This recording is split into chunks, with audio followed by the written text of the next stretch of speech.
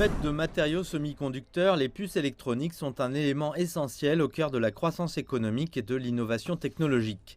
Elles sont également l'une des sources de tensions dans les relations entre la Chine et les États-Unis.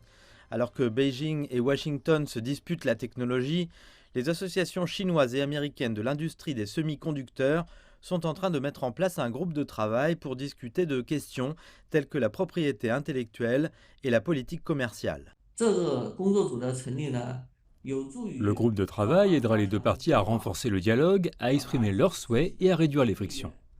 减少摩擦。Mais bien qu'il s'agisse d'une première étape, Wang a déclaré que le groupe de travail et même l'administration Biden ne changera pas fondamentalement la situation de l'industrie chinoise des semi-conducteurs. 这是因为我们中国的国力逐 C'est 渐 parce que la force nationale de la Chine s'approche progressivement des États-Unis et que les États-Unis ne permettront pas à la Chine de la surpasser, de sorte qu'elle limitera les industries de haute technologie de la Chine. Mais les États-Unis doivent encore coopérer avec la Chine. L'industrie des puces est l'une des plus grandes industries d'exportation pour les États-Unis et l'une des rares qui maintient encore un excédent commercial avec la Chine.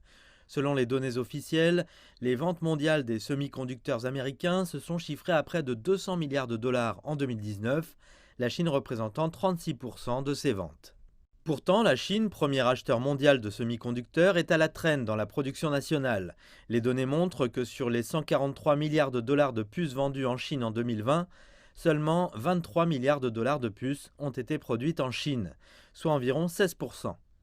En 2020, les États-Unis ont sanctionné le géant chinois de la technologie, Huawei, l'empêchant de s'approvisionner en composants et d'accéder aux puces des fabricants qui utilisent la technologie américaine dans le processus de production.